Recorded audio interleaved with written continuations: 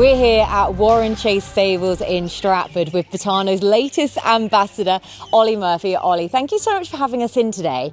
I've never been here before. What a setup you've got. And this is a busy working morning for you as well. Yes, we've been home since 2017, Kate. Things have gone from strength to strength now in the last kind of 7.5 years, and we're on the back of our best ever year last year, and fingers crossed with Betano, we're going to go from strength to strength again. I'm someone that puts a lot of pressure on myself. I want to be the best. Ultimately, we finished in the top 5 of the National Hunt Trainers Championship last year for the first time, which was great, but I'd love to climb that table again. So Olly, of course the season has kicked off already, but in terms of big race early season targets, what are you looking at? I suppose Chepstow is second week in October, Kate, so yeah, we'll have some nice horses going there. A new horse for me, Stick to the Plan, won a listed novice hurdle in Galway, is going to go for a Persian War, so really looking forward to starting him out there. So yeah, he's going to be one of the earlier types, and then we've obviously got Cheltenham in October, plenty of prize money on offer. I think of a really nice novice hurdler called Wandering Ego, who is going to start from a maiden hurdle at the back end of September before hopefully going there for a Grade 2. So yeah, there are a couple of horses that we're going to get started early, and yeah, they'll go on a bit of nice ground. Okay, so Olly, so I want to ask you about your staff performers for horses that everyone wants to know about. And the obvious starting point is Strong Leader. What's the plan for him this year? Yeah, the plan's going to be to go to Wetherby for the Great Yorkshire Hurdle, and then possibly back to Newbury again to defend his crown in the long distance hurdle. I don't think he's a horse, Kate, that handles Ascot very well.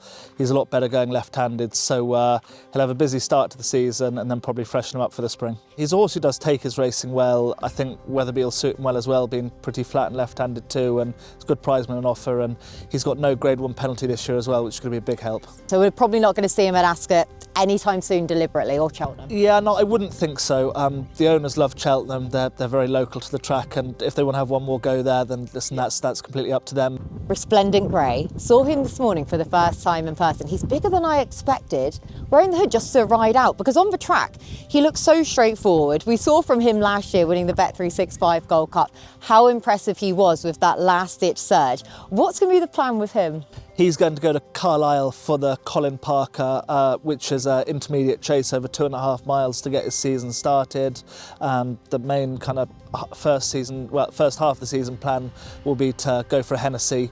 I think he's tailor-made for Newbury, flat left-handed track, yeah, 3.25 miles. So yeah, I thought that was a race we'd start him off in, and I suppose if he wins or runs well in a Hennessy, he could go into proper kind of open graded company. If not, we could look at Welsh National or even a Grand National in the spring. Booster Bob, where do we even start with this horse? Have you ever had more messages, I guess, on your phone, more comments about a horse than him last year? Yeah, no, it's crazy, wasn't it?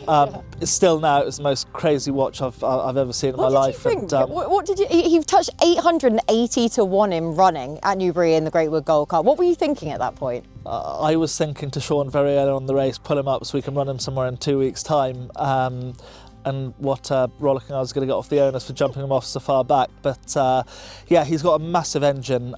He's still very fairly treated, I think, from a handicapper point of view. The plan would be actually to go back to Newbury for the Sir Peter O'Sullivan Chase Hennessy weekend, 2 mile 6 handicap. Whether he'll have a prep run before then, I don't know. But yeah, he's a horse. He's still better than what we've seen. Go Dante, another fan favourite. Got to ask about him. What's his plan? Well, I suppose we better go try and win our 3rd Imperial Cup. He's a horse that actually wasn't easy to train for the first half of last season. Really comes to his own in the spring.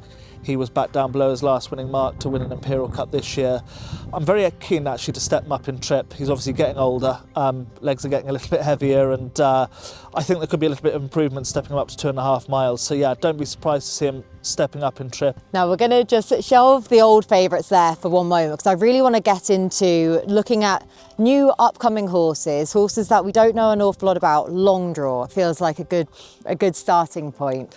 Yeah, won 2 handicaps at Cheltenham. I was really frustrated that he missed out getting into a Pertemps last year, as I thought it was a race that would have really suited him well.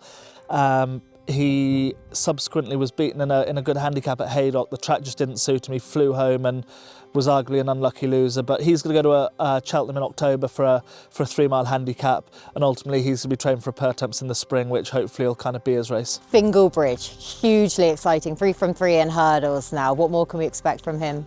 I think I'm going to jump a fence for them. We've kind of ummed and ahed a little bit whether we're going to stay over hurdles or jump a fence. Sean Bowen was originally quite keen to see where we could kind of end up over hurdles, but ultimately he looks like a proper chaser, so I don't think we're going to waste any time. He'll start off in a beginner's chase late autumn once we've got the rain, and I'd love to have his kind of main season target as a Scilly Isles Grade 1 novice chase at Sandown in February. I think the race is tailor-made for him if he's going to be good enough. So Ollie, the branding around the yard with Betano, it is everywhere. It's on your chest, it's all over the place. How important is this new sponsorship deal for you? Yeah, chuffed to bits, Kate, to have teamed up with Betano. First of all, obviously their front shirt sponsor of Aston Villa, who I'm a massive fan of, and yeah, they're a well-known worldwide brand, and hopefully they're going to rise up the National Hunt ranks like we are here at Warren Chase too. Oh, it suits you. So Ollie, of course we know that British racing has a lot of challenges, but in terms of what you would like to see improve in the sport, between a year to 5 years' time, what's really key for you? I think first and foremost, Kate, I think prize money needs to increase. I think we need to see this betting revenue going back into our sport and into prize money, because ultimately the owners which are funding the sport on the whole are kind of keeping us all going. So yeah, I think prize money is extremely important, and I'd love to see more young people getting into this sport as well.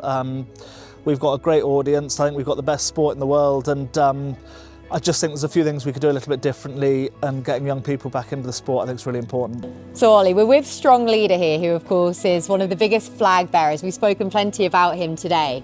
Now of course he has been a leading light for you, but in terms of Irish domination coming over here, the threat of Willie Mullins, what can we really do about that? Yeah, it's tough, isn't it? I think ultimately he's a fantastic trainer. Is he the best? Yes. But he's spending the most money. He's got the biggest owners, and that basically does help you an awful lot. Cutting a long story short, listen, I've got more respect for him than most people in national hunt racing, of what he does and the consistency of his operation. But ultimately, I think from being a British-based trainer, I think we've got to try and get our big English owners back supporting British national hunt racing. A lot of the money is over in Ireland at the moment. They have got fantastic trainers with Gordon, Gavin Cromwell, Joseph O'Brien, Willie Mullins, but I don't believe for one second that we haven't got very, very good trainers in England as well. And I think the tables will turn again. Obviously, Willie Mullins is the maestro, he is the best, but to go with that, he's got the biggest transfer budget to go with it as well. So that's where we are, and I think we've all got to stick our chests out. There's no point in curling up and going back into your shell. I think you've got to take him on and have a go. Seeing this lad, I mean, I'm just made up from seeing Strong Leader and getting to meet him. But Ollie, it's been an absolute pleasure. Best of luck with your partnership with Betano as well, and best of luck with this season. Thanks very much, Kate.